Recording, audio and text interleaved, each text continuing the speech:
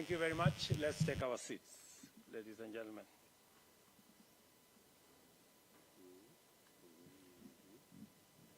Your Excellency Kishida Fumio, Prime Minister of Japan, honorable members of your delegation, distinguished officials, members of the media, good afternoon. I take this opportunity to once again thank you, Your Excellency Prime Minister Kishida Fumio, and your delegation for honoring us with your very important visit. It is important to point out that you also visited Kenya in 2016. Your Excellency, I want to encourage you to feel at home here in Nairobi, find some time to enjoy the magical delights that our city and country offer. A few minutes from here, Mr. Prime Minister, we have a natural national park. And if you find a few minutes, it would be welcome for you to visit. And we have all animals, the big five, the lions. Sometimes, Mr. Prime Minister, they escape from the national park. So if you meet a lion in the street, just be careful, because it is wild.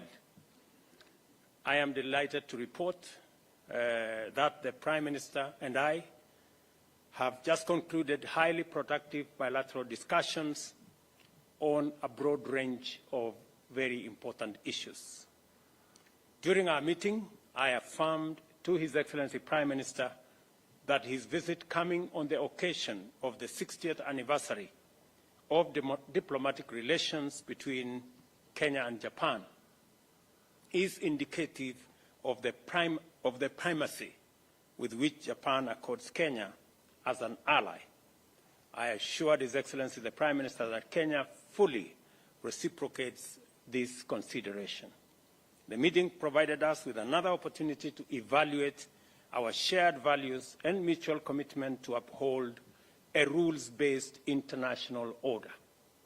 Additionally, during our meeting, I conveyed to His Excellency the Prime Minister my high regard for Japan's long-standing bilateral partnership with Kenya in infrastructure development, trade and investment, the blue economy, and human capital development, just to mention a few.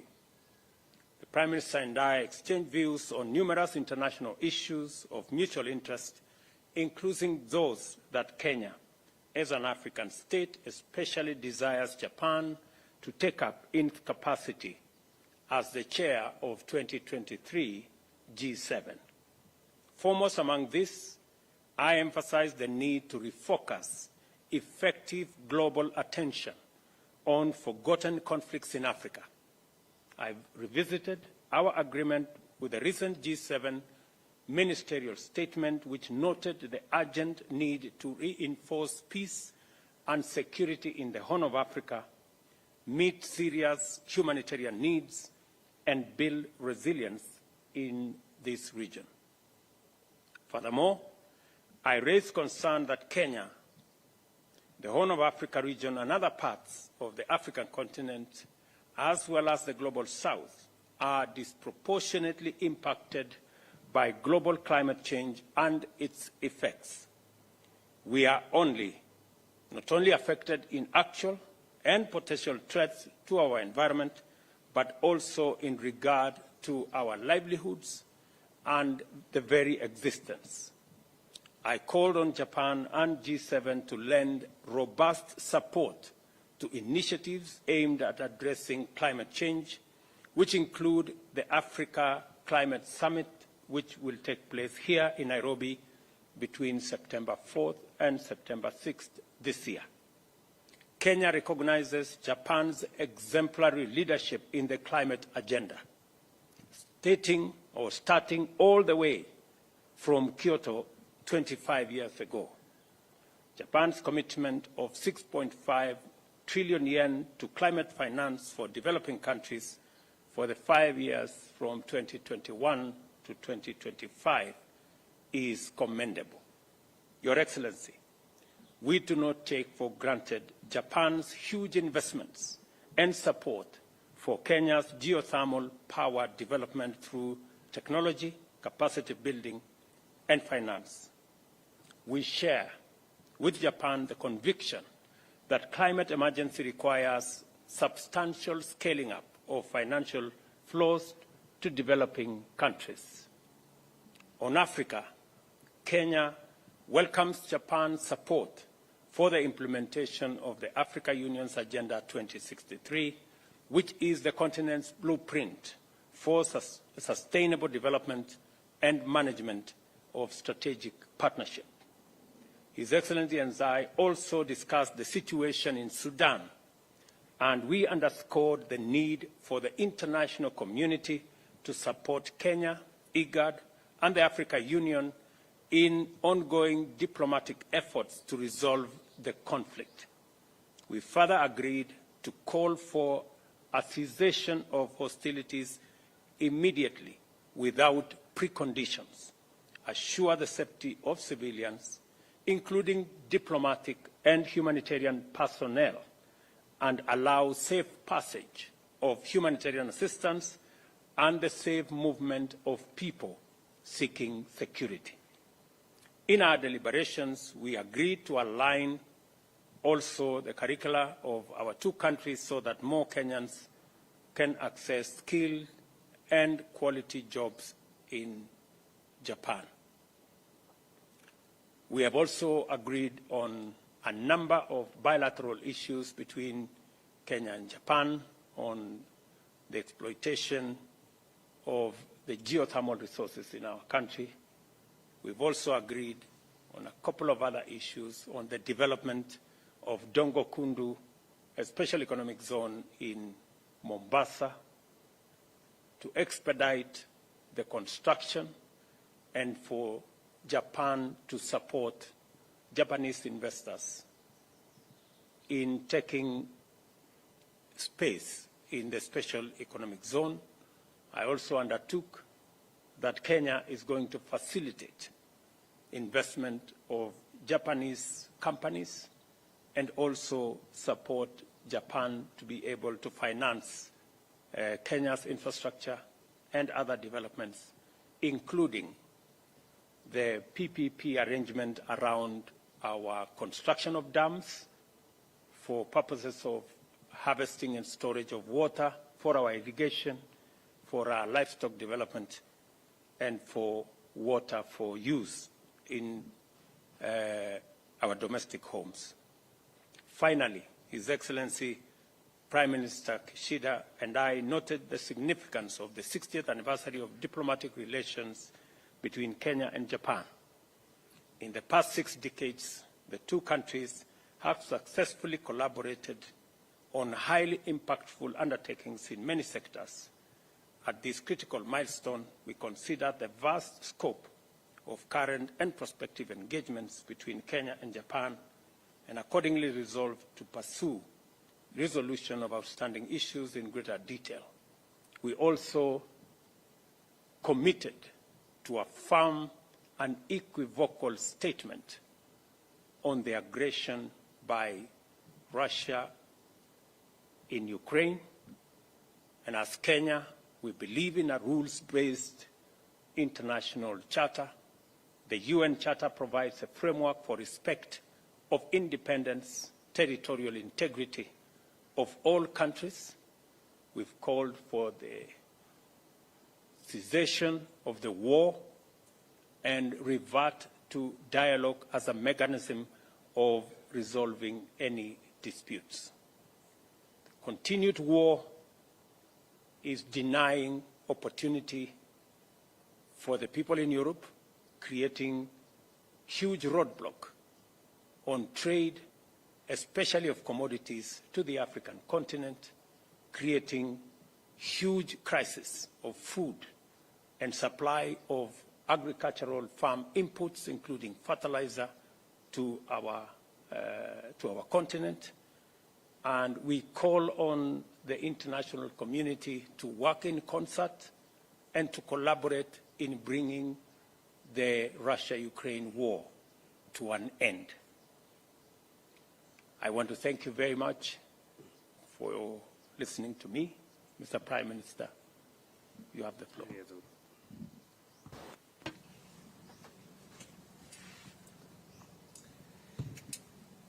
はい、日ケニア外交関係 It is a great pleasure to visit Kenya at this milestone year of the 60th anniversary of our diplomatic relationship. President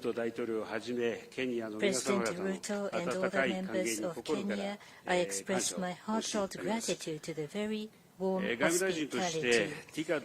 Since my attendance at TICAD 6 as the foreign minister, it is my first visit to Kenya after 7 years. During these 7 years, the Japan-Kenya relationship has advanced tremendously, including economy, investment, and in many other areas. Kenya is the hub of a major economic area in East Africa and is a major power in Africa, contributing proactively to the peace and stability of the region and beyond in the international forum. Today,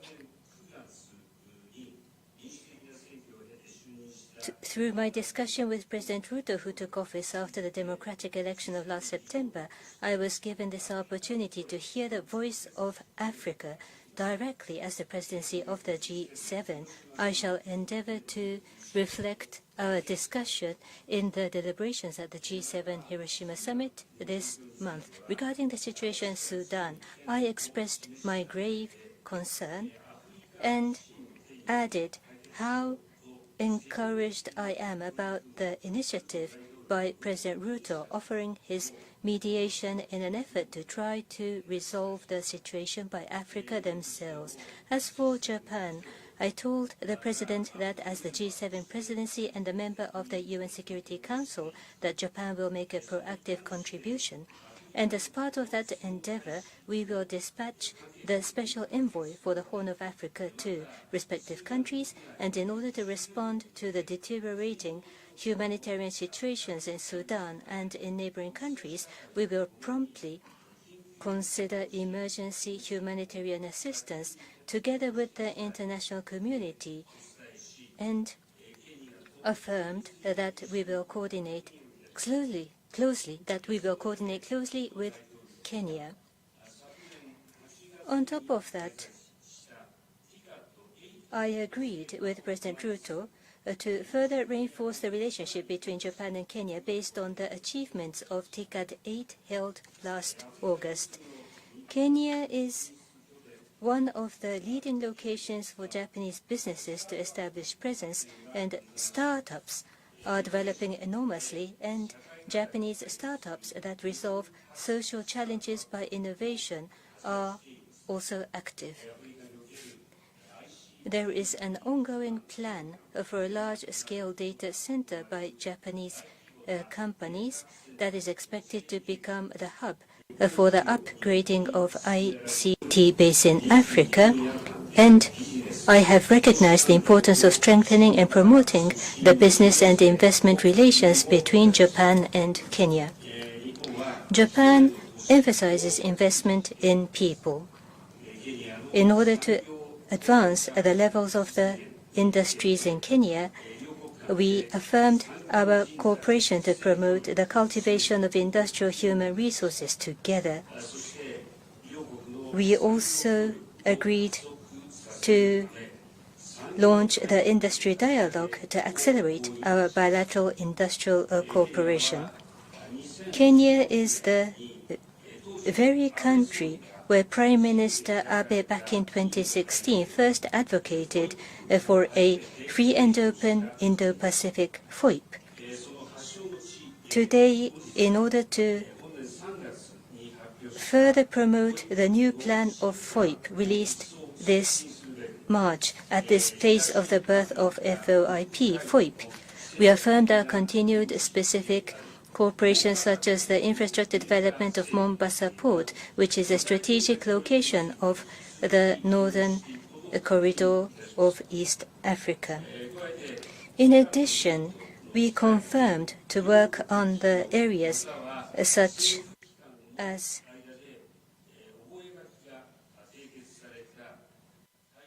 solar, photovoltaics, green hydrogen, geothermal power generation included in the Memorandum of Agreements concluded at TICAD 8 between the businesses and the government of our countries, and continue to support Kenya's energy efforts.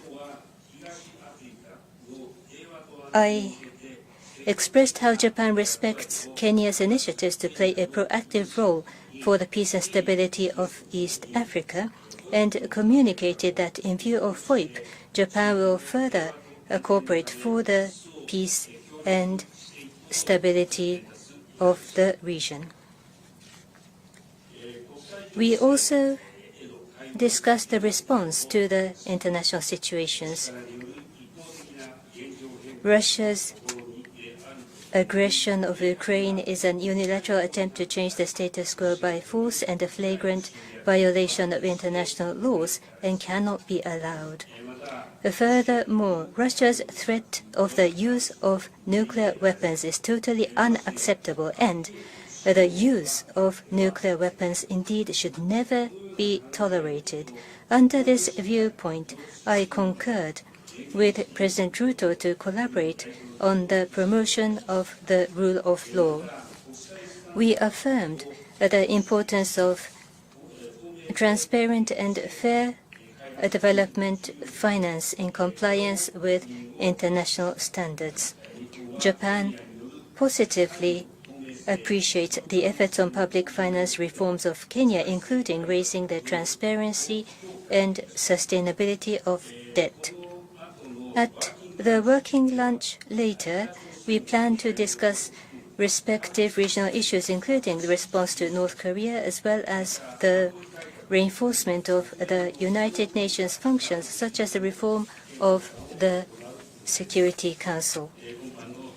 Making this meeting with President Ruto a momentum, Japan will establish and bolster multi-layered relationships with Kenya, including businesses and many other aspects. Thank you.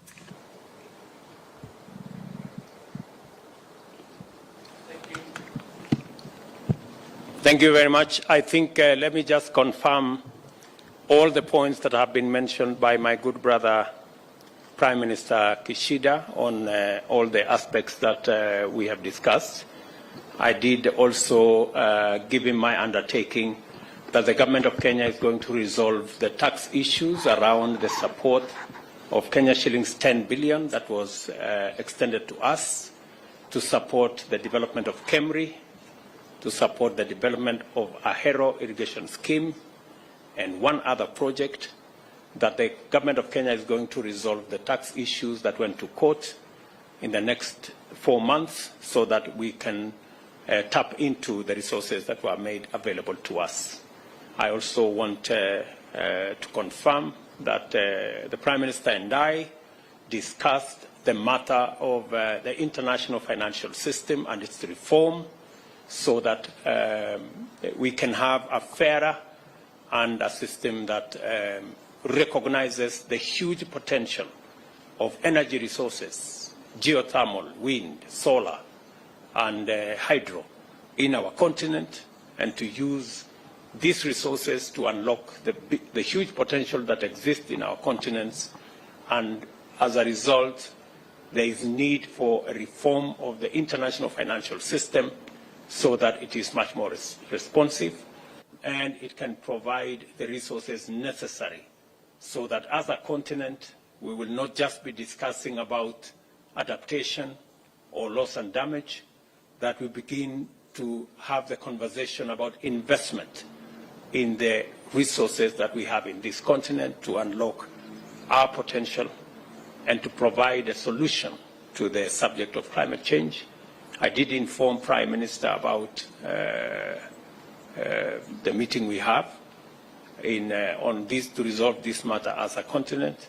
And let me also confirm that I informed the Prime Minister that Kenya is well on course with the International Monetary Fund and our other development partners in ensuring that Kenya is on a sound economic footing I have informed him that on the debt situation, we presented a budget last week that has cut down borrowing by 400 billion Kenya shillings. We are reducing our fiscal deficit from 6.2% of GDP to 4.4% of GDP this year and below 4% next year as a means of ensuring and building confidence with development partners, including our brother country of Japan, so that we can properly harness the potential and the partnership that will drive our economy. I am very glad that we will extend this conversation, as Prime Minister has said, in the lunch we are hosting for them. And Mr. Prime Minister, again, you are welcome to Kenya, always. And I have also asked you to take time to visit the Mara next time, so that you can witness the eighth wonder of the world, the wildebeest migration. Thank you very much. Thank you so much. Thank you. The Excellencies will now proceed for luncheon, and for the rest of the delegation, you'll be guided by the protocol teams.